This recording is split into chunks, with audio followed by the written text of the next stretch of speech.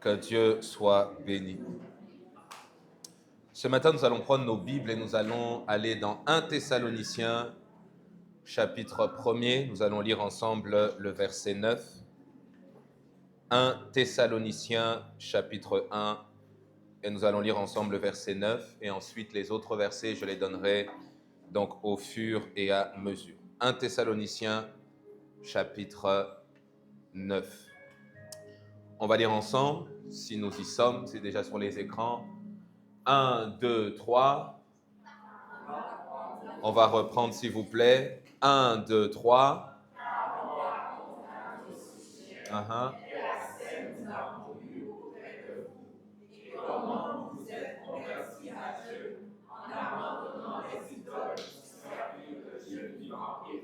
Amen. On peut s'arrêter là. Le thème de mon message ce matin, j'ai tout simplement intitulé « Répondre à l'appel de Dieu ». Quelqu'un dit avec moi « Répondre à l'appel de Dieu ». Dis à ton voisin, tu dois répondre à l'appel de Dieu. Si ton voisin te fait peur, change de voisin. Dis-lui, tu dois répondre à l'appel de Dieu. Que Dieu soit béni. C'est un texte ici que nous trouvons dans 1 Thessaloniciens chapitre 1, le verset 9, qui s'inscrit dans toute une lettre que l'apôtre Paul est en train d'écrire. C'est lui qui est l'auteur de cette lettre ici. Et il est en train d'écrire aux chrétiens de l'église de Thessalonique. Et l'apôtre Paul va rendre grâce pour la vie des chrétiens de l'église de Thessalonique. Et lorsqu'il rend grâce pour la vie de cette église, il dit cette église a un témoignage extraordinaire. Et le témoignage est le suivant. Il dit, car on raconte à notre sujet quel accès nous, c'est l'apôtre Paul dans le nous qui parle, ceux qui sont partis apporter l'évangile, il dit, comment, à notre sujet, quel accès nous avons eu auprès de vous. Non seulement on a eu un accès, on vous a prêché la parole de Dieu, mais la parole de Dieu a produit un fruit extraordinaire qu'il définit en ceci. Il dit, comment vous vous êtes convertis à Dieu. C'est le premier fruit que l'apôtre Paul est en train d'apprécier dans la vie de l'église de Thessalonique. Il dit, on a eu un accès, on vous a prêché la parole, mais ce qui est merveilleux, c'est que vous avez répondu à cet appel que la parole de Dieu lance, ce premier appel qui est l'appel au salut. Il dit, ils ont répondu favorablement à l'appel. Ils se sont convertis à Dieu. Premier appel et appel d'une si grande importance. Mais deuxième élément, il ne s'arrête pas là. Il dit, en abandonnant les idoles. On y voit un deuxième appel, c'est un appel à la consécration. C'est le deuxième appel que nous trouvons. Premièrement, l'apôtre Paul dit, on a eu un accès. Vous avez répondu à l'appel au salut, gloire à Dieu. Vous avez répondu deuxièmement à l'appel à être des hommes et des femmes consacrés. Gloire à Dieu. Mais troisième élément, il dit non seulement vous vous êtes consacrés, mais vous l'avez fait pour servir. Quelqu'un dit avec moi pour servir. Pour servir le Dieu vivant et vrai. Troisième appel, c'est l'appel au service, c'est ce dont on va parler ce matin. Paul procède en parlant premièrement de l'appel à la conversion, ensuite de l'appel à la consécration, mais tout cela doit nous emmener à répondre à l'appel au service. J'ouvre une parenthèse que je referme, c'est qu'il n'y a pas de réponse au service sans réponse à une véritable conversion et sans réponse à une véritable consécration. On n'entre pas comme ça dans le service. Je ne suis ni converti, ni mis à part et je me mets à servir. Non, on en a parlé d'ailleurs vendredi pour ceux qui étaient à EOD. Quand on parle ici de l'appel à servir, c'est une invitation à vivre pour Dieu en le servant selon sa volonté. Répondre à l'appel, c'est pas simplement... Parce que l'idée que nous avons quand on parle de l'appel, c'est de se dire, est-ce que je suis pasteur, est-ce que je suis prophète, est-ce que je suis évangéliste, est-ce que je suis docteur ou est-ce que je suis apôtre? Or, la réalité de l'appel, selon la Bible, n'est pas d'abord les 5 ministères. L'appel est bien plus vaste que cela. L'appel, c'est une invitation. L'appel à servir, c'est une invitation à vivre notre vie pour Dieu en le servant selon sa volonté. Celui qui veut servir Dieu doit abandonner sa vie à Dieu pour faire la volonté de Dieu. Il est nécessaire de comprendre pour un enfant de Dieu que le salut n'est pas une finalité. Dis à ton voisin, le salut n'est pas une finalité. Parce que tu es venu en Christ et tu as l'impression que la finalité, c'est de dire, bon, j'ai cru, mes péchés sont pardonnés, j'attends que Jésus revienne. Mon ami, Dieu ne t'a pas laissé sur terre simplement pour attendre que Jésus revienne, mais pour que tu répondes à son appel en attendant qu'il revienne. Amen. Ne soyons pas égoïstes. Quelqu'un a dit un jour, il dit, si le but final de Dieu était simplement de nous sauver, le jour où tu as cru, il t'aurait enlevé. Il y a une raison pour laquelle Dieu nous laisse sur terre, de pouvoir servir et faire sa volonté. Le recevoir doit nous porter à vivre pour lui en le servant. Dieu nous appelle à le servir, c'est-à-dire mettre volontairement nos vies à son service pour faire sa volonté et atteindre les buts qu'il veut atteindre. Romains chapitre 14, versets 7 à 8. Et cette vérité, elle doit être ancrée dans notre pensée pour mieux comprendre l'aspect du service. Parce que si nous ne comprenons pas ces choses, nous ne pourrons pas servir Dieu et puis répondre à l'appel qui est sur nos vies. Dans Romains chapitre 14, versets 7 à 8, la Bible dit, « En effet, nul de nous ne vit pour lui-même. Nul ne meurt pour lui-même. Car si nous vivons pour le Seigneur. Et si nous mourrons pour le Seigneur. Soit donc que nous vivions, soit que nous mourions, nous sommes au Seigneur. » Ici, c'est toujours Paul qui s'adresse cette fois-ci à l'église de Rome. Il dit, les amis, mais vous ne vivez plus pour vous. Vous ne vivez plus pour faire votre propre vie, vos propres plans, vos propres projets, vos propres aspirations. Dieu dit non. Votre vie appartient désormais à Dieu. Votre vie doit servir la volonté de Dieu. Je pose la question, en quoi est-ce que ta vie sert la volonté de Dieu ce matin? En quoi est-ce que ta vie sert un but qui t'a été donné par Dieu? On peut être né de nouveau et ne pas servir le Seigneur. On peut s'être converti et ne pas servir le Seigneur. Je l'ai dit vendredi, servir Dieu, ce n'est pas simplement être dans un département à l'église. Je peux être dans un département à l'église, mais ma disposition témoigne que je ne suis pas conscient que je suis en train de servir Dieu. Soyons conscients, mes frères et sœurs. Paul est en train de nous interpeller. Ma vie ne m'appartient plus. Ma vie n'est plus à moi. Même si je vis, la vie que Dieu me donne, ce n'est pas fait pour satisfaire mes besoins, mes désirs personnels. C'est pour répondre à sa volonté, je prie. Ma prière, c'est que dans l'église, nous ayons des hommes et des femmes qui sont conscients, qui volontairement vont mettre leur vie au service de Dieu. Je n'ai pas dit au service de l'église, j'ai dit au service de Dieu. Parce que vous pouvez servir l'église sans servir Dieu. J'ai mes propres amen ce matin. Ouais. Tu peux servir l'église et ne pas servir Dieu. Et même aujourd'hui, on trouve des dérives dans nos églises où les gens sont plus conscients des hommes qui sont en train de servir avec la seule motivation que si je le sers suffisamment, peut-être que moi aussi après-demain. Mais dans le cœur, on ne fait plus rien pour le Seigneur. Or, la Bible dit, tout ce que vous faites, faites-le de bon cœur comme pour le Seigneur. Tu ne le fais pas d'abord pour le pasteur, tu ne le fais pas d'abord pour ton responsable, tu ne le fais pas d'abord pour que les gens te voient. Est-ce que dans ton cœur, tu as le témoignage que quand je suis en train de servir, c'est vraiment Dieu que je sers? C'est pourquoi beaucoup, quand ils servent à l'église, on ne leur donne pas de promotion, ils sont déçus, ils partent. Je pose la question, tu servais qui au départ? Parce que si tu sers Dieu, tu n'as pas à craindre pour la promotion parce que c'est Dieu qui va te la donner. La Bible dit l'élévation ne vient ni de l'Orient ni de l'Occident, mais l'élévation vient de qui? Vient de l'Éternel. C'est Dieu qui élève, mes amis. Mais parfois, nous servons avec un cœur qui n'est même plus centré sur Dieu. Nous servons plus les hommes que Dieu lui-même et nous osons appeler ça loyauté. Je ferme la parenthèse. Mes amis, servons Dieu. Nos vies ne nous appartiennent plus. Jésus lui-même a montré l'exemple. Jésus, lorsqu'il résume son ministère, il dit c'est ainsi, dans Matthieu chapitre 20, verset 28, il dit c'est ainsi que le Fils de l'homme est venu, non pour être servi, mais pour servir et donner sa vie comme rançon, comme la rançon de beaucoup. C'est-à-dire Jésus lui-même, dans tout ce qu'il fait, il résume, ce que je fais, c'est le fruit d'une vie qui est au service du Père pour les autres. Jésus résume même les miracles que Jésus fait. Quand Jésus accomplit des miracles, c'est comme ça que quand vous servez vraiment Dieu, votre cœur est préservé dans l'humilité.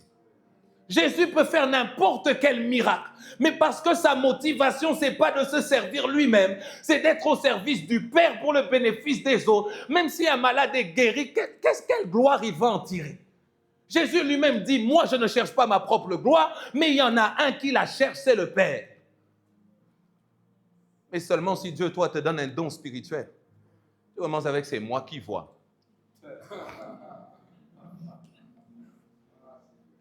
Dis à ton voisin, servons Dieu, servons Dieu, servons Dieu. Servons Dieu. Jésus montre l'exemple. Il dit, je ne suis pas venu pour être servi. Je ne suis pas venu pour avoir un maximum de personnes qui font les choses que moi je leur demande de faire. Mais le but de ma vie, c'est que ma vie soit utile entre les mains du Père pour qu'il atteigne ses objectifs qui seront bénéficiables aux autres. Il dit, pour donner ma vie comme rançon pour beaucoup. Autre élément, c'est que nous avons le témoignage d'un serviteur dans l'Ancien Testament qui est donné dans le Nouveau Testament, qui est le résultat d'une vie qui sert Dieu. Quelqu'un dit avec moi David. Dans Actes chapitre 13, verset 36, je le prends dans la version parole de vie, la Bible parlant de David dit ceci, dit « Pendant sa vie, David a été le serviteur de Dieu. Il a fait ce que Dieu voulait. Quand il est mort, on l'a enterré auprès de ses ancêtres et il a pourri dans la tombe. » Pour résumer la vie de David, David, un homme, on lit ses psaumes, un homme vraiment bénissant dans la Bible. Mais quand on regarde le résumé de sa vie, c'est Pierre ici, je crois, qui est en train de parler, si je ne me trompe pas. Et il est en train de dire, quand nous pensons ici, nous regardons la vie d'un homme comme David. On dit David a été le serviteur de Dieu. Pourquoi? Il a fait ce que Dieu voulait. Répondre à l'appel, mes frères et sœurs, doit nous garder dans cette conscience que ce n'est pas d'abord un titre, mais c'est d'abord mettre sa vie au service de la volonté de Dieu. Quand vous regardez encore dans le Nouveau Testament, on voit l'exemple de l'apôtre Paul. Actes chapitre 9, le verset 6, il vient de se convertir. Et il pose la question au Seigneur, il dit, Maître, que veux-tu que je fasse? Mais Paul, je l'ai déjà dit ici plusieurs fois, tu étais en train d'aller à Damas pour mettre des chrétiens en prison. Mais quand il rencontre Dieu, il se rend compte en lui-même. J'avais mes projets, mais je dois soumettre mes projets à la volonté de Dieu. J'avais mes plans, mais je dois soumettre mes plans à la volonté de Dieu. J'avais mes habitudes, mais je dois soumettre mes habitudes à la volonté de Dieu. J'avais, mais je dois soumettre cela à la volonté de Dieu. Je dois soumettre cela à la volonté de Dieu. Il dit, Maître, que veux-tu que je fasse? Non pas qu'il n'avait pas de plan, pas de projet, mais il se rend compte que ma vie n'a plus le même but. Le but doit maintenant se trouver en Dieu. C'est pourquoi la Bible dit à notre sujet, Éphésiens chapitre 2, le verset 10, il dit « Car nous sommes son ouvrage, ayant été créés en Jésus-Christ pour de bonnes œuvres, que Dieu a préparées d'avance, afin que nous les pratiquions. » Le terme en grec d'ailleurs pratiquer, c'est marcher. Afin que nous puissions marcher, avoir ce style de vie. La Bible dit, nous avons été créés en Jésus-Christ. Nous aimons ces textes de la parole de Dieu qui déclarent que nous sommes désormais une nouvelle créature. Les choses anciennes sont passées. Toutes choses sont devenues nouvelles. Dans les choses anciennes, il y a aussi ta façon de vivre ta propre vie. Parce que la Bible dit, si je suis en Christ, j'ai été créé. Et le but pour lequel j'ai été créé, c'est pour de bonnes œuvres. De bonnes œuvres que je suis appelé à pratiquer. C'est pourquoi j'avance en disant, connaître l'appel ou la notion de l'appel, c'est important. Mais maintenant, tu dois répondre à l'appel. Dis à ton voisin, tu dois répondre à l'appel. Tu dois répondre à l'appel. Mes amis, il ne suffit pas de savoir théoriquement qu'est-ce que c'est que l'appel. Mais il nous faut entrer dans l'appel. Il nous faut saisir cette vie à laquelle Dieu nous appelle. Il nous faut entrer dans le service auquel Dieu nous appelle. Comment est-ce que je rentre dans l'appel? Premièrement, en suivant le Seigneur. Vous savez, le meilleur moyen de savoir ce à quoi vous êtes appelé, c'est de vivre au jour le jour à la manière à laquelle Dieu vous appelle à vivre.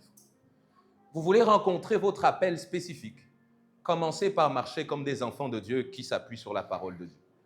Parfois, on passe plus de temps à prier. Seigneur, c'est quoi mon appel? Seigneur, c'est quoi? C'est quoi? Révèle-moi la grandeur dans laquelle tu m'attends. Dieu te demande, commence par pratiquer ce que la Bible te demande de pratiquer. Nous recherchons une grandeur, un appel en dehors de la parole de Dieu. Ça ne marche pas. Ça ne fonctionne pas. La suite logique, souvenez-vous, dans le texte qu'on a lu dans 1 Thessaloniciens, c'est que Paul est en train de saluer d'abord leur réponse à l'appel à la conversion, leur réponse à l'appel à la consécration, et seulement après, ils entrent dans leur appel.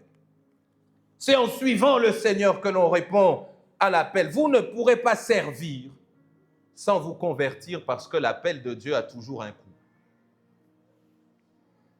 Matthieu chapitre 16, verset 24 au verset 27. Alors Jésus dit à ses disciples, si quelqu'un veut venir après moi, qu'il renonce à lui-même, qu'il se charge de sa croix et qu'il me suive. Car celui qui voudra sauver sa vie la perdra, mais celui qui la perdra à cause de moi la trouvera. Et que servirait-il à un homme de gagner tout le monde s'il perdait son âme? Ou que donnerait un homme en échange de son âme? Car le Fils de l'homme doit venir dans la gloire de son Père avec ses anges. Alors il rendra à chacun selon ses œuvres. Jésus est en train ici de parler à ses disciples. Il dit, celui qui veut venir après moi, il faut qu'il renonce à lui-même. Ça, c'est le premier constat qu'il fait. Tu veux me suivre? Renonce à toi-même. Deuxième constat que Jésus est en train de faire, il dit, celui qui voudra sauver sa vie, celui qui voudra que sa vie atteigne les buts de Dieu, celui qui voudra la sauver,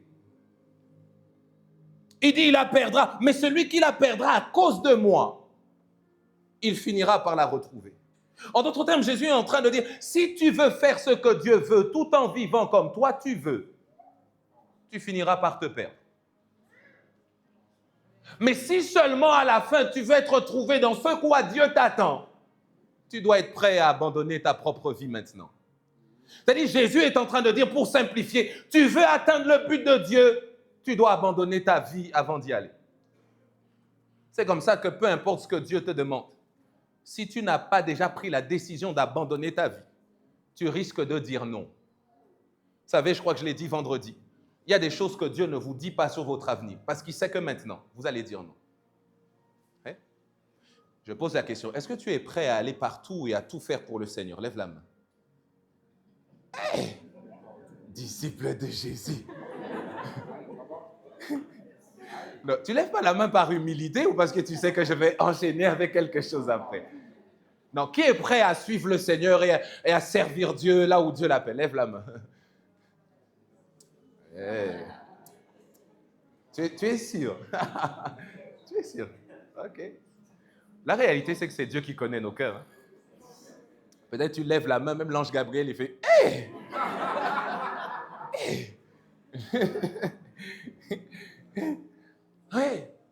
Mais si Dieu vient te voir maintenant et que Dieu te disait maintenant, je veux que tu prennes tes affaires et que tu ailles prêcher l'évangile. Je n'ai pas dit à Miami. Je n'ai pas dit à Montréal. Donc, toi-même, tu commences à chercher les destinations. Où est-ce que je vais dire oui? Où est-ce que je vais dire non? Hey.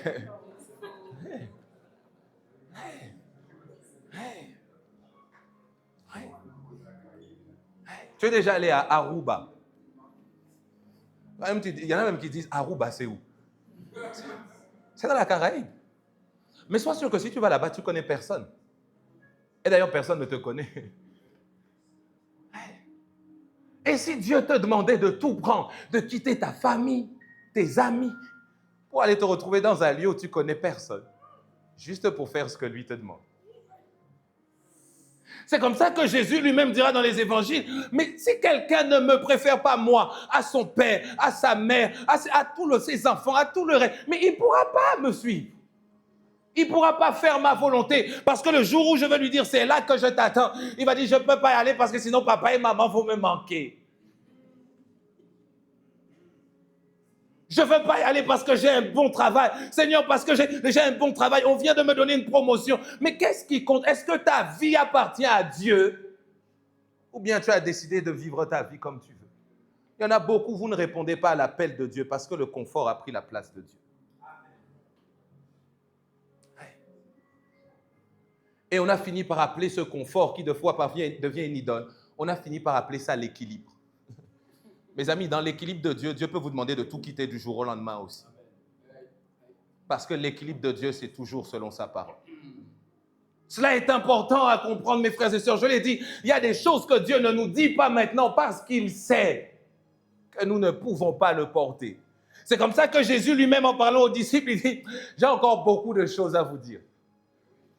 Mais vous ne pouvez pas porter ça maintenant. J'ai encore beaucoup de choses à vous révéler sur votre avis. Je vous assure, parfois moi je réfléchis. Je ne sais pas si ça vous est déjà arrivé. Je me dis, imaginez que Dieu vous donne de connaître le contenu de tous les jours qui vous restent sur la terre avant de mourir.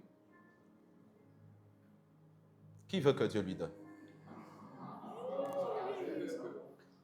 Parce que tu sais que si Dieu te donne toutes ces informations, il y a plus de chances que tu deviennes fou, que tu arrives à faire ce que Dieu te demande. Ouais. Parfois, les choses que l'on ne sait pas, il faut bénir Dieu. Seigneur, merci parce que je ne sais pas. Merci parce que j'ignore. Tu me révéleras ça au moment opportun. Hey! L'appel a un coût. C'est pourquoi Dieu exige que nous puissions passer par une conversion véritable, c'est-à-dire se détourner de l'amour du monde, de notre propre vie, pour vivre pour le Seigneur. C'est seulement ainsi que nous pourrons accomplir ce que Dieu nous demande d'accomplir en obéissant à sa parole. Vous voulez servir Dieu et répondre à son appel, faites ce que la parole de Dieu vous demande. Avant que Dieu ne commence à vous révéler les choses de manière spécifique, il vous emmènera dans sa parole pour faire ce que la Bible dit. Vous savez, rien qu'en lisant la Bible, vous pouvez commencer à répondre à l'appel de Dieu. Il y a plusieurs éléments que la Bible nous montre. 2 Corinthiens chapitre 5, le verset 20. Nous faisons donc fonction d'ambassadeurs pour Christ. Tu n'as pas besoin d'un songe pour devenir ambassadeur pour le royaume. Tu n'as pas besoin d'un rêve. Tu n'as pas besoin que Dieu descende pour te dire maintenant, va dans la rue, prêche l'évangile. Tu veux commencer à servir Dieu, commence à partager ce que Dieu a fait dans ta vie. Tu veux commencer à servir Dieu, prends la parole de Dieu, le même salut que tu as reçu, va proclamer la bonne nouvelle dehors. C'est-à-dire qu'aujourd'hui, on a des gens qui aspirent à un appel spécifique. Ils n'ont jamais prêché l'évangile à quelqu'un. Des gens qui disent, Seigneur, est-ce que je suis pasteur? Est-ce que je suis prophète? Tu n'as même pas partagé le salut que tu as reçu à quelqu'un. Mes amis, faisons les choses dans l'ordre. L'appel à prêcher l'évangile, c'est un appel qui nous concerne. Peu importe l'appel spécifique dans lequel Dieu va nous emmener demain, nous sommes tous emmenés à prêcher l'évangile. Amen. Mes amis, sérieusement, moi, dans mon cœur, je prie le Seigneur et je dis, Seigneur, il y a quelque chose que je ne comprends pas. On a aujourd'hui des chrétiens qui aspirent à beaucoup de choses, mais partager la meilleure nouvelle qu'ils ont reçue de toute leur vie, plus personne ne le fait. On a des gens autour de nous, on ne leur parle plus de Jésus, on ne leur partage plus l'évangile, on ne leur partage plus la bonne nouvelle, on ne partage plus ce que Jésus a fait pour nous à la croix, on ne partage plus nos témoignages. Quand on dit à quelqu'un, parle de ce que Dieu a fait, oh non, je suis quand même timide. Tu es timide pour partager ce que Dieu a fait pour toi. Mais quand il s'agit de partager des ragots, tu n'as pas vu, tu as vu, là ta timidité, tu as perdu. Dis à ton voisin que Dieu nous aide. Répondons à cet appel. La Bible nous amène à répondre à cet appel, rien qu'en la mettant en pratique. La Bible dit, nous faisons donc les fonctions d'ambassadeurs pour Christ, comme si Dieu exhortait par nous. Nous vous en supplions au nom de Christ, soyez réconciliés avec Dieu. C'est-à-dire, le message est clair, tu n'as pas besoin d'études théologiques pour ça. Il dit le message que Dieu te donne à partager à tout le monde. Il dit, je vous en supplie, soyez réconciliés avec Dieu. Soyez réconciliés avec Dieu. C'est le message que Dieu nous a donné. Autre élément que nous voyons dans la parole de Dieu, autre exemple, c'est qu'au-delà de prêcher l'évangile, il y a des bonnes œuvres que nous pouvons accomplir. Dans Matthieu chapitre 25, à partir du verset 34, dans la parabole que Jésus est en train de raconter, il dit, le roi dira à ceux qui sont à sa table, venez, vous que mon Père bénit, recevez le royaume de Dieu que Dieu vous a préparé depuis la création. Il dit ceci. Ensuite, il dit, en effet, j'ai eu faim et vous m'avez donné à manger. Il dit, j'ai eu soif et vous m'avez donné à boire. J'ai été étranger et vous m'avez accueilli. Il dit, j'ai été nu et vous m'avez donné des vêtements. J'étais malade, vous m'avez visité. J'étais en prison et vous êtes venus me voir. Alors quand Jésus leur dit ça, les disciples posent la question. Il dit, Maître, à quel moment nous on a fait tout ça? Il dit, en fait, quand vous étiez en train de faire ça à l'un de mes plus petits, en réalité, c'est moi que vous étiez en train de servir. C'est-à-dire que dans les choses que nous sommes appelés à faire, tu n'as pas besoin d'un appel particulier. Tu n'as pas besoin que Dieu te parle par un songe. Il y a des choses que tu peux aller faire parce que la Bible t'encourage à le faire. Comme aller visiter des personnes en prison, tu peux le faire. Dis à ton voisin, tu peux le faire. Dieu a dit, tu peux le faire. Il a dit, qui ça? Donner à manger à celui qui a faim, tu peux le faire. Prendre soin de la veuve, de l'orphelin, tu peux. Donner des vêtements à celui qui est nu, tu peux. Mes amis, il y a un tas de choses que la Bible nous demande de pouvoir faire qui s'appelle aussi répondre à l'appel de Dieu. Parce qu'en réalité, même dans la... Moi, ça m'étonne. Quelqu'un dit avec moi, ça m'étonne. Ça m'étonne que les organisations sociales qui marquent le territoire, le plus souvent, ne sont même pas des organisations sociales dirigées par des enfants de Dieu.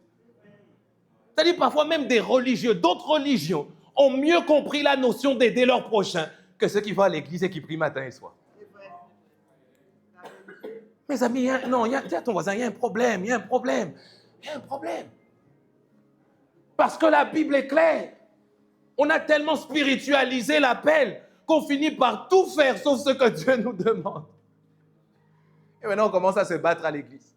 Moi, je suis prophète. Toi, tu es quoi, prophète aussi? Non, c'est moi le vrai prophète. Toi, tu es le deuxième. Non. Et on commence à se détruire parce qu'on a perdu le but à atteindre. Il y a des bonnes œuvres que la Bible nous présente. Il dit, j'ai eu soif, vous m'avez donné à boire. Il dit même, j'ai été étranger, vous m'avez accueilli. Il dit, j'ai été étranger, vous m'avez accueilli. Vous savez, non. Bon, est-ce que je vais parler ce matin? Ouais. Je me rends compte, mes amis, que parfois dans nos milieux, nous sommes devenus sectaires. C'est-à-dire que si celui qu'on doit accueillir n'est pas chrétien, évangélique, pentecôtiste, membre de la Fédération des Assemblées de Dieu, c'est-à-dire automatiquement, il y a quelque chose en nous qui fait attends d'abord. Et pourtant, ça peut être un véritable frère en Christ. Mais on est fermé à tous ceux qui ne sont pas dans nos communautés, qui ne fonctionnent pas comme nous. Mes amis, même quand l'esprit travaille, la Bible dit, pour ceux qui ont suivi l'étude biblique du mardi, il y a diversité de dons, diversité d'opérations, mais c'est le même esprit qui est derrière. Amen. Et on commence à rejeter, Jésus dit non, j'étais étranger, j'étais peut-être pas semblable à vous, mais vous m'avez quand même accueilli. Comment tu traites celui qui est différent de toi? Serviteur de Dieu. Comment tu le traites? Celui qui n'est pas comme toi. Tu dis non, bon, il est peut-être musulman, je fais quand même attention, on ne sait jamais. Mais c'est un être humain que Dieu aime. Oh non, peut-être qu'il est hindouiste. Et alors? Dis à ton voisin, et alors? Dis-lui, et alors? Mais, bon, regarde, je vais même aller plus loin. Même s'il est sorcier, et alors? Tu vois, c'est... que Dieu nous aide. Mais non, même nous, enfants de Dieu, qui avons reçu l'Esprit de Dieu, là où la Bible dit que celui qui vit en nous est plus grand que celui qui est dans le monde. Quand on voit quelqu'un qui est dans l'occultisme, non, on le rejette. Mais s'il n'y a personne pour aller lui prêcher, comment est-ce qu'il va sortir de là où il est?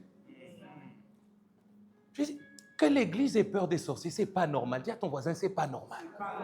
C'est pas normal. C'est pas normal. Quelqu'un se dit, pasteur, quand même. Rappelle-lui, c'est pas normal. Il dit, j'étais étranger, vous m'avez accueilli. Vous n'avez pas fait de distinction. Parce que vous savez, le plus souvent, toi, tu lis la Bible. Je pose la question, qui pense que s'il était vivant à l'époque de Jésus, il allait être proche et ami de Jésus? Lève la main. Non, lève la main. Donc, vous tous là, vous aurez renié le Seigneur. C'est bien d'être né au 21e siècle. Hein? Au 20e siècle même. Quelqu'un dit, ah non, moi, C'est comme ça, toi, tu lis la Bible, tu t'offusques des pharisiens. Mais Et s'il faut être sérieux, il y a moyen qu'on serait aussi avec eux. Ah ouais, ouais. Dis, oh non, vraiment, les gens sont comme des chrétiens pharisiens. Mon gars, sois humble, sois humble. Tu sais pas, si tu étais à son époque, tu vois quelqu'un qui arrive, il n'a même pas coupé la barbe, il n'a pas de lieu où reposer sa tête. Il va de lieu en lieu. Tu habites où? Nulle part. Je vais de lieu en lieu faire la volonté du Père. Quelqu'un te dit ça, toi tu vas lui faire confiance.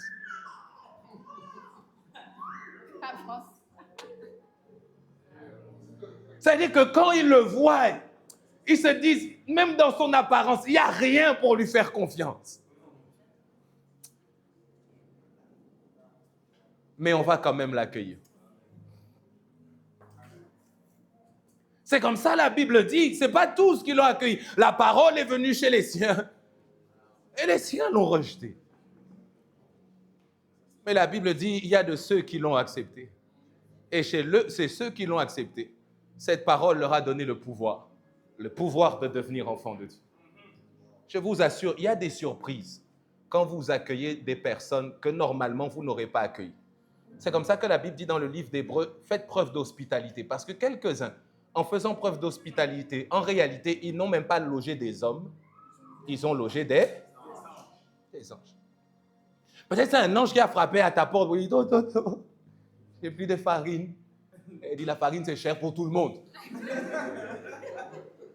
Mais c'était un ange qui était là. Le ciel a dit, ok, c'est cher pour tout le monde. Il y a ton voisin que Dieu nous aide. Oui.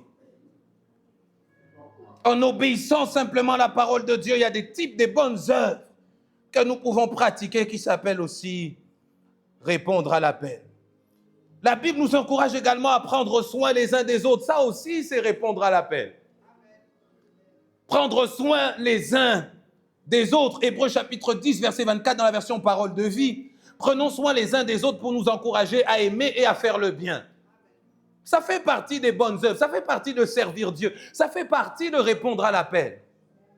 Je pose la question, tu prends soin de qui? Tu prends soin de qui? Parce que vous savez, l'Église ne peut pas fonctionner avec seulement le pasteur qui prend soin des autres. Dans la communauté des enfants de Dieu, selon la parole de Dieu, chacun doit prendre soin les uns des autres. Tu prends soin de qui? Parce que même tout véritable appel que Dieu donne vous tournera toujours vers les autres. Amen. Dieu n'appelle pas quelqu'un pour lui.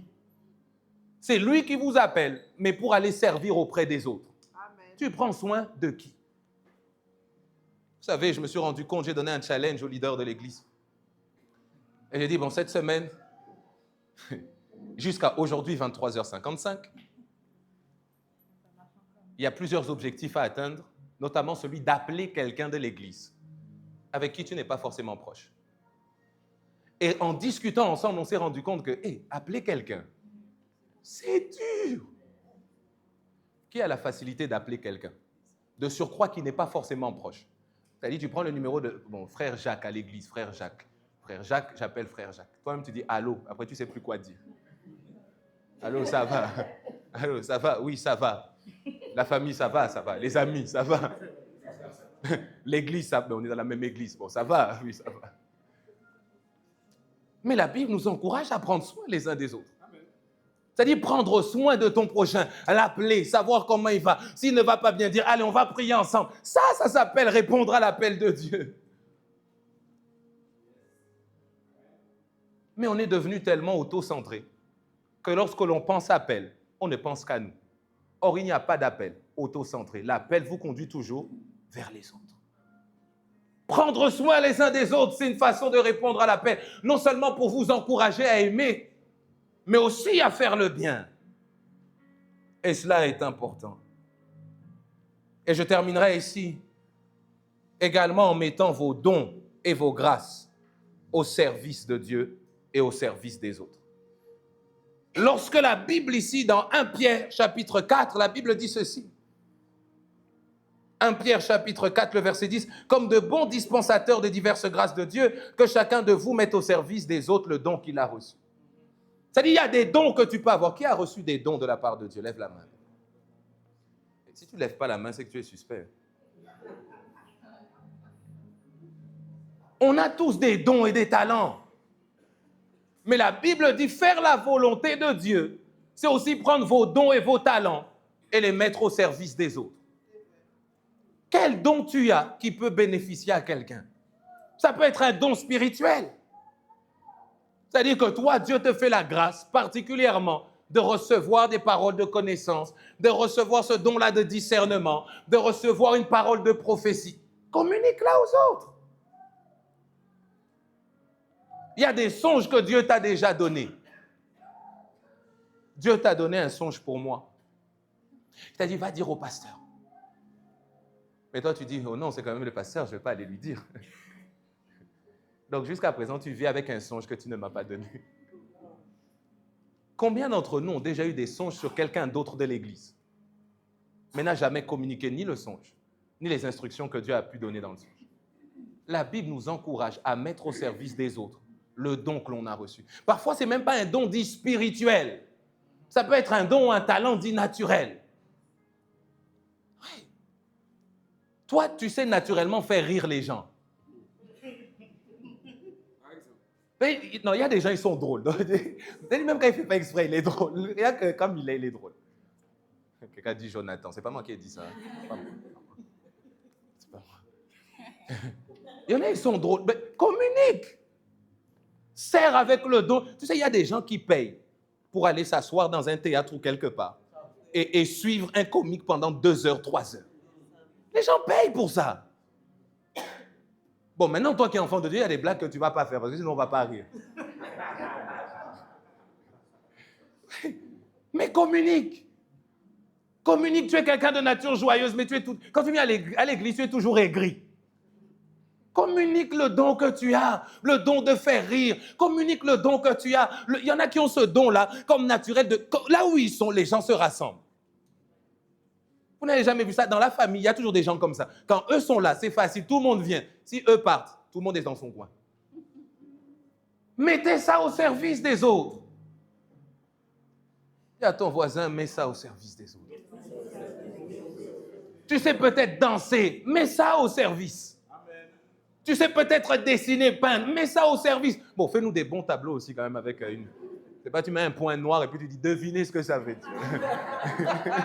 Non, il n'y a rien à deviner du tout. Ouais. Moi, j'ai été édifié un jour, je vais sur une page Instagram, une dame comme ça, je ne sais pas si elle est aux États-Unis ou un pays comme ça, elle a peint une fresque comme ça du lion de la tribu de Juda. J'ai dit, Seigneur. Mais même quand tu vois l'image, ça te donne des frissons, tellement c'est bien fait. Moi, si tu me dis, pasteur, fais-moi un tableau avec le lion.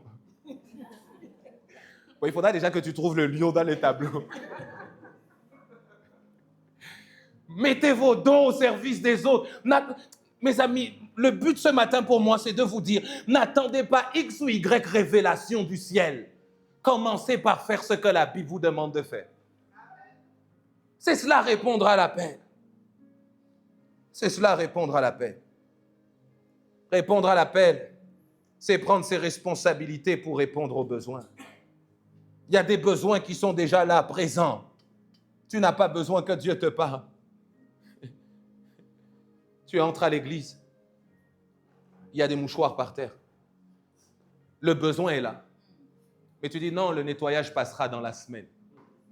Qu'est-ce qui t'empêche, toi qui as vu le papier, d'aller prendre le papier et d'aller mettre dans la poubelle? Et puis, s'il faut être honnête, quand tu as vu le papier, ta conscience t'a déjà dit, tu as déjà vu. Ouais. Mais tu dis non, ça, quelqu'un d'autre va le faire. Et le problème, le piège avec ça, c'est que tu te conditionnes tellement au fait que les autres vont le faire, qu'à la fin, tu ne fais plus rien. Non, donne une pièce à ce monsieur qui te demande, non, quelqu'un d'autre va le faire. Parle de l'évangile à celui qui est à l'abribus, non, quelqu'un d'autre va le faire. Témoigne auprès de ta famille, non, quelqu'un d'autre va le faire. Invite-le à l'église, non, à chaque fois, quelqu'un d'autre va le faire. Et comme tu sais, tu n'es pas le seul à te dire que quelqu'un d'autre va le faire. Celui qui est assis juste à ta gauche et à ta droite, eux aussi ont dit que quelqu'un d'autre va le faire. Donc à la fin, plus personne ne fait rien. Et il y a beaucoup de conséquences de choses que l'on vit qui sont liées au fait, non pas que Satan est en train de détruire l'Église, mais au fait que nous ne faisons absolument rien. Quelqu'un a dit, des fois, nous sommes en train de blâmer Satan. Satan lui-même va auprès de Dieu et dit, Seigneur, Je te jure, je n'ai rien fait. Parce que des fois, ce n'est pas le résultat de l'œuvre d'abord de l'ennemi. C'est le résultat de notre négligence. Et là, il faut faire la différence. La Bible dit, Tite, chapitre 3, verset 14, il faut que les nôtres aussi apprennent à pratiquer de bonnes œuvres pour subvenir aux besoins pressants, afin qu'ils ne soient pas sans produire de fruits. Il dit, il faut que les nôtres aussi apprennent à répondre aux besoins qui sont pressants. Il y a un besoin, on doit y répondre. Est-ce que je peux ouvrir une parenthèse? Les besoins, il y en a beaucoup. Ça peut être des besoins spirituels. Là où il y a un besoin spirituel, je peux me positionner dans la prière. Ça peut être un besoin humain. Je peux disponibiliser de mon temps pour répondre à un besoin. On a besoin, par exemple, je dis, on a besoin de bénévoles. Bon, on a besoin de bénévoles pour une manifestation, pour faire quelque chose. Ok, je me rends disponible. Ça peut être les finances. Quelqu'un dit avec moi les finances. Ok. Il y a un besoin financier. Mais la Bible dit, on doit apprendre à répondre aux besoins pressants. Quand Paul est en train de parler ici dans le livre de Tite, il y avait un besoin auquel il fallait répondre, qui pouvait même engager des biens matériaux, des finances. Et il se tourne vers l'Église. Parfois, nous pensons à tort que l'Église est soutenue par l'État. L'Église n'est pas soutenue par l'État. Est-ce qu'on est ensemble? Il n'y a pas de subvention. Si tu ne donnes pas, l'Église n'avance pas. C'est aussi simple que ça. Dis à ton voisin, oh oh. Souvent, à l'église, quand on parle d'argent, maintenant, tout le monde est silencieux. Mais la réalité, elle est là. C'est que ça peut être tout type de besoins, y compris des besoins financiers. Parce que pour que l'église avance, j'en ai parlé vendredi, l'église a besoin de finances. Tu penses que quand l'apôtre Paul allait de lieu en lieu pour prêcher l'évangile, tu penses que c'était gratuit? Aujourd'hui, s'il faut aller dans une autre île de la Caraïbe pour annoncer l'évangile, tu penses que c'est gratuit? Si tu as un moyen gratuit pour aller jusqu'en Guadeloupe, tu me dis. Ou bien tu vas arriver à l'aéroport. Et leur dis, laissez-moi passer, s'il vous plaît, je vais vous prêcher la bonne nouvelle.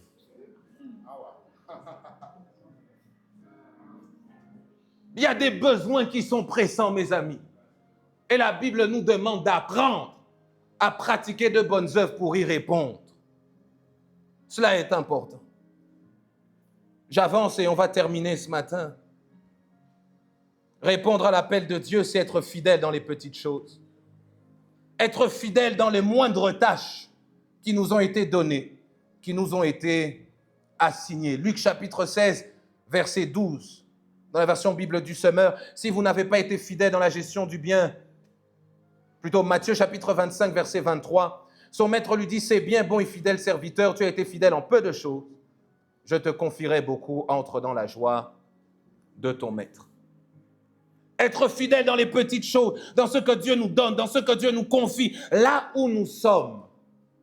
Dans les petites choses, veut également dire, sers Dieu, sois fidèle déjà là où tu es, avant que Dieu t'emmène ailleurs. Tu sais, ça va être difficile pour Dieu de t'emmener plus loin dans ton appel, si tu ne commences pas à être fidèle déjà dans ta propre maison. Amen. Amen. Donne-moi un bon amen et j'avance, je te sens calme. Si tu ne commences pas à être fidèle dans ta propre maison, c'est comme ça que quand Paul parlera à Timothée sur les qualificatifs, j'y viendrai après, pour des personnes qui doivent prendre des responsabilités, il dit, celui qui doit avoir une responsabilité à l'église, c'est pas comme ça que ça marche. Regardez d'abord chez lui à la maison. Amen. Comment est-ce qu'il va conduire le peuple de Dieu, l'église de Dieu, s'il ne sait pas conduire sa propre maison? C'est-à-dire que pour Dieu, avant de commencer à avoir des grandes responsabilités à l'église, il faut d'abord que l'on check chez toi comment est-ce que tu te comportes. Dis à ton voisin, si on check à la maison, quel est le témoignage que l'on aura?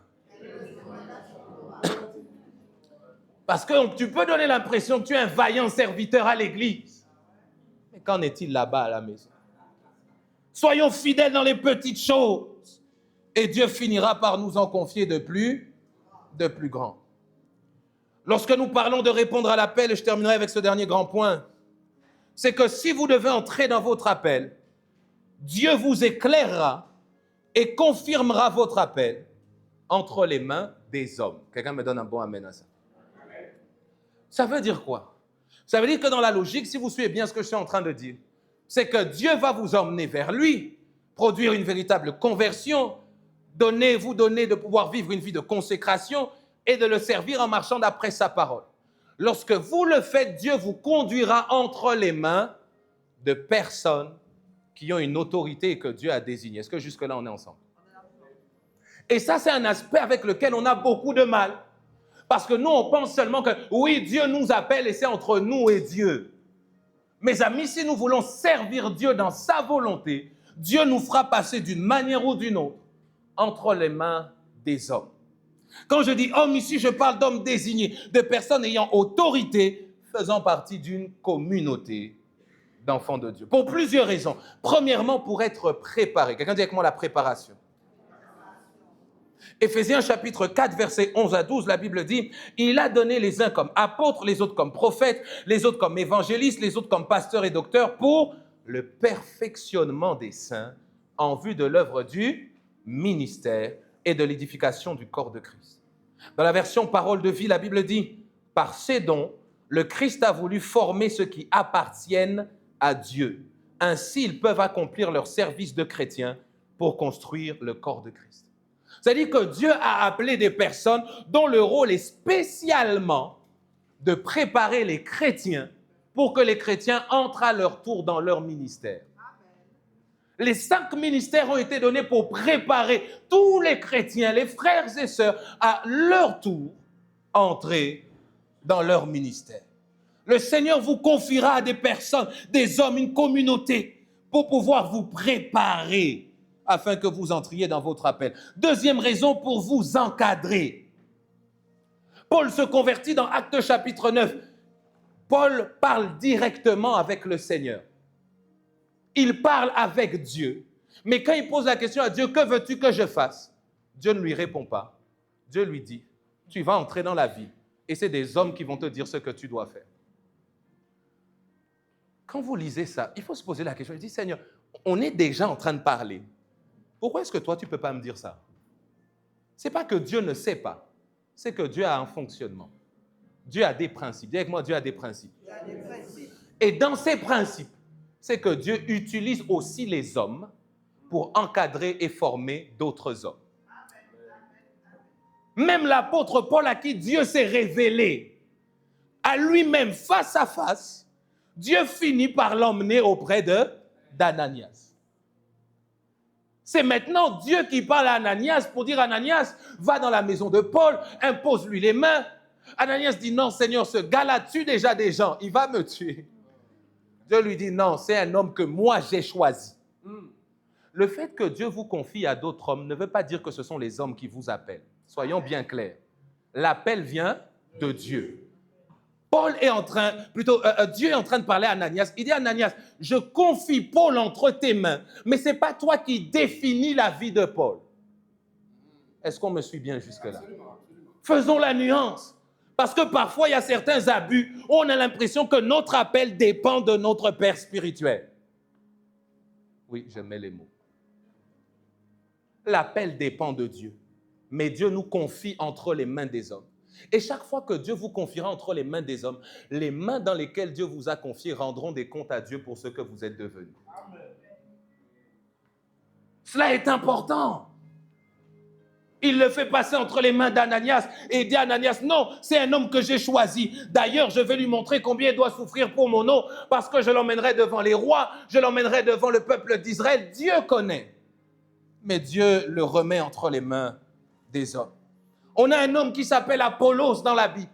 La Bible dit Apollos avait déjà commencé à prêcher, mais il y avait un couple ici, Priscille et Aquilas. Quand Apollos prêche, ils se rendent compte que Apollos, tu fais bien, mais il faut qu'on t'accompagne un peu plus loin. La Bible dit, ayant pris Apollos avec eux, ils leur exposèrent un peu plus exactement les voies de Dieu. C'est-à-dire qu'Apollos prêche. On peut dire qu'Apollos s'est fait tout seul, mais il y a un moment, Priscille et Aquilas vont dire, Apollos, tout seul, tu n'iras pas bien loin. On va dire à ton voisin, tout seul, tu n'iras pas bien loin. J'aime Apollos, son humilité, c'est qu'il accepte.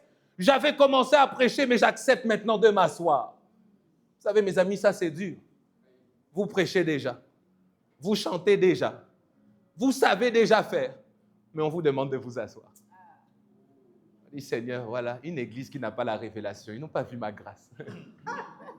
Que toi et ta grâce, vous puissiez vous asseoir à un moment donné. Ça demande de l'humilité, de la mort à soi. Tu sais que tu peux, mais on te dit, attends. Parce qu'en réalité, l'encadrement ne travaille pas que vos capacités, ça travaille aussi votre caractère. Dis à ton voisin, il faut qu'on travaille ton caractère.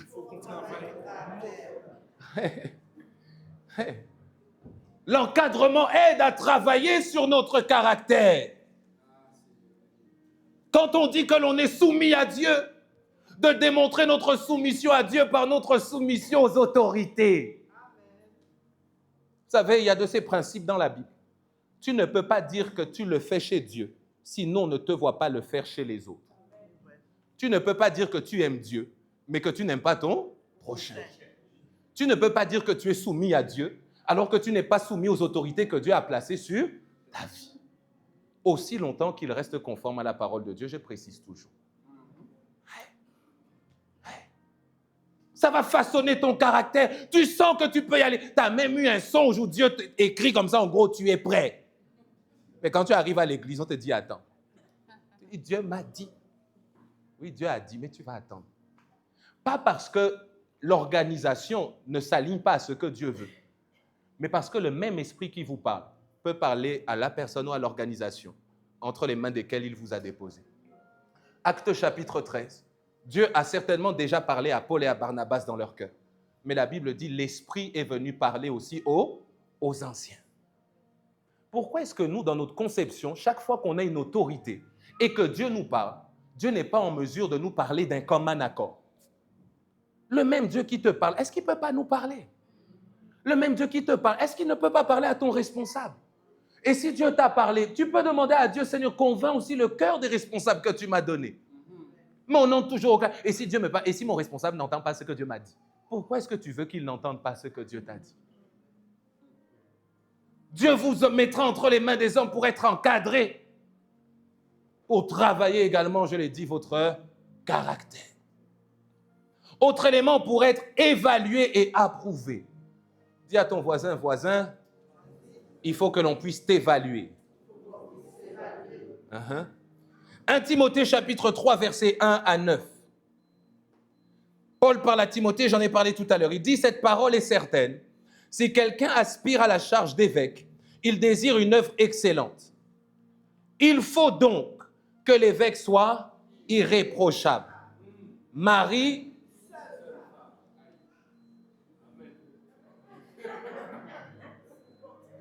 bon, j'ai rien dit. Mais la Bible précise quand même, on ne sait jamais. Marie d'une seule femme.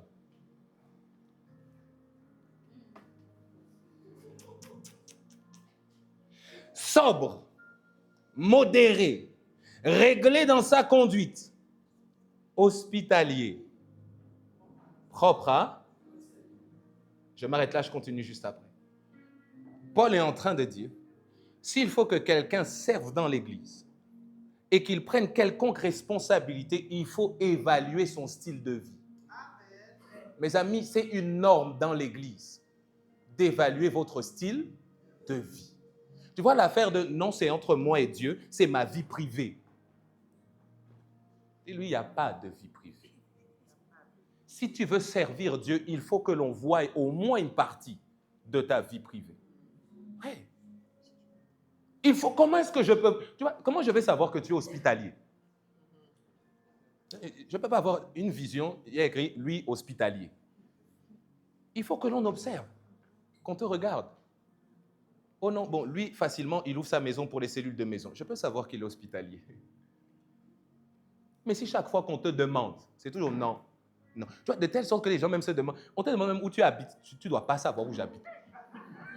Même la commune, tu ne sauras pas. Donc, tu es un agent secret ou bien on ne doit pas? On doit pouvoir évaluer. Comment est-ce que je vais évaluer si tu es sobre? Si tu es modéré? Si tu es réglé dans toute ta conduite? Je dois pouvoir évaluer. L'Église doit pouvoir évaluer. La Bible continue propre à l'enseignement. Il faut qu'il ne soit ni adonné au vin,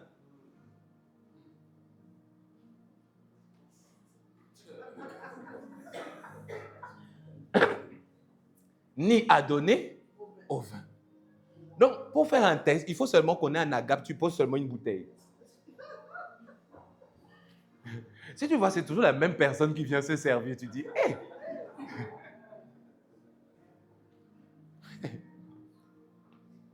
Ni violent. On doit évaluer, est-ce que tu es quelqu'un de violent ou pas? À peine on te bouscule un peu, non, on sent que, non, lui, il ne faut pas l'embêter. On doit évaluer, est-ce que tu es indulgent? Indulgent veut dire, est-ce que tu sais aussi faire grâce aux autres? Si tu veux servir Dieu et que tu n'es pas indulgent, tu vas souffrir. Tu vas souffrir. Oui. Tu as un département, tu gères un département, un ouvrier te fait... Tu vas souffrir. On doit, tu vas souffrir. Il faut être indulgent. Dis, Seigneur, ça m'énerve. Oui, ça va aller. Allez, c'est une brebis du Seigneur, ça va aller.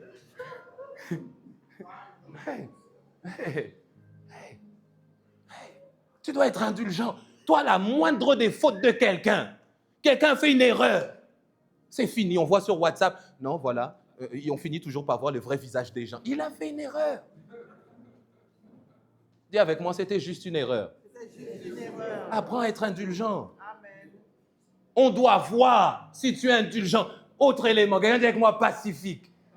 Est-ce que tu es un homme ou une femme de paix? Ou bien tu es celui et celle qui alimente les querelles?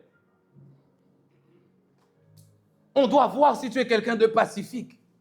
Il y a un problème. Toi, tu es la personne qui met l'eau sur le feu. En plus, d'ailleurs, il avait dit. Non, tu ne peux pas calmer les choses. Tu ne peux pas être l'intermédiaire qui met la paix entre les gens. Non, toi-même, tu viens ajouter les choses. Et puis, quand il y a l'embrouille, tu dis, oh, moi, ça ne m'aurait pas plu. La Bible nous appelle à être pacifique. La Bible nous appelle à être désintéressés. Tu sais c'est quoi être désintéressé? Quand on parle d'être désintéressé, ici, c'est le fait de ne pas avoir un trop grand attachement aux choses. Trop gros attachement à l'argent. Vous savez, parfois, l'une des raisons pour lesquelles on ne donne pas l'argent à l'église, c'est parce qu'on est trop attaché à l'argent. Oui, ça, il faut que je sois honnête avec vous. Hein. Et puis avec moi-même. On a tous besoin de la grâce du Seigneur. Ouais. Et peu importe dîme. Vous savez que peu importe dîme, ça fait mal à tout le monde. Hein? Ouais. Être régulier, participer à l'œuvre de Dieu. Mes amis, j'ai posé la question pour qui n'a rien à faire avec ses finances. Lui, il dit, j'ai tellement d'argent, je m'ennuie, hein, à qui je vais donner? Lève la main. Il n'y a pas. Il n'y en a pas. Mais parfois, on est tellement attaché. Ça peut être à l'argent, mais ça peut être à autre chose. Tellement attaché à certaines relations, tellement attaché à l'individu, à l'être humain. Il dit, soyez désintéressés. Si vous voulez servir Dieu, si vous voulez répondre à l'appel de Dieu, vous devez être désintéressés. Désintéressé. Il faut qu'il dirige bien sa propre maison et qu'il tienne ses enfants dans la soumission et dans une parfaite honnêteté. Seigneur, aide-nous. Car si quelqu'un ne sait pas diriger sa propre maison, comment prendra-t-il soin de l'Église de Dieu? Je continue. Il ne faut pas qu'il soit un nouveau converti, de peur qu'enflé d'orgueil, il ne tombe sous le jugement du diable. Ça veut dire que même dans le processus en matière de temps, l'Église a la responsabilité de réguler le parcours de ceux qui sont appelés avant d'y entrer. La Bible dit qu'il ne faut pas que ce soit un nouveau converti. C'est-à-dire, quand bien même tu viens de te convertir, tu as un songe dans lequel tu es prophète des nations. L'Église doit t'accompagner dans le temps. Même si dans le songe, tu as l'impression que ça se fait aujourd'hui. Parfois, dans un songe, ce qui se fait aujourd'hui se fera dans 5 ou dans 10 ans. Mais l'Église, 40 ans, oui. L'Église doit nous accompagner dans le temps. Et puis, je termine, la Bible continue. Il faut aussi qu'ils reçoivent un bon témoignage de ceux du dehors. Qu'est-ce que les gens de dehors disent sur vous?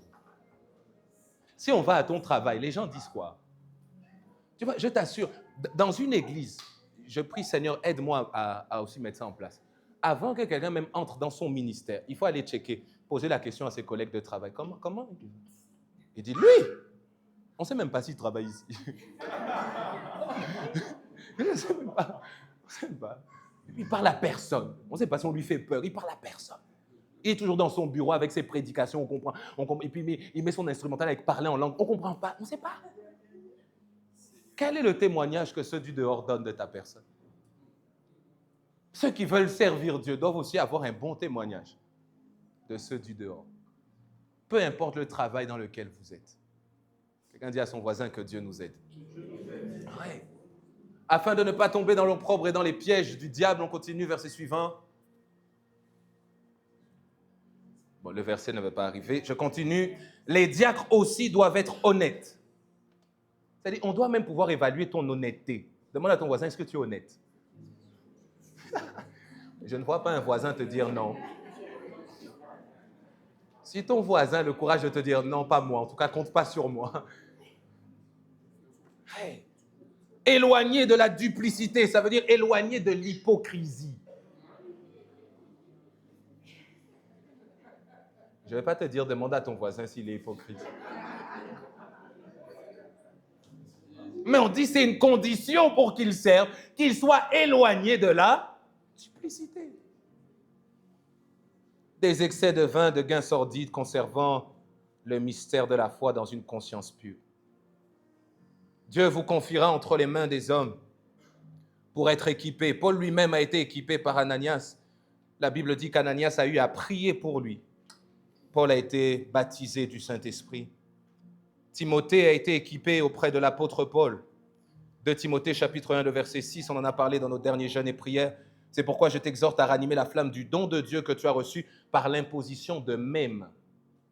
C'est que lorsque Dieu vous confie à une communauté, vous confie entre les mains d'hommes et de femmes établis, c'est aussi pour être équipé. Équipé spirituellement, mais également équipé dans la connaissance de la parole de Dieu. De Timothée, chapitre 2, le verset 2.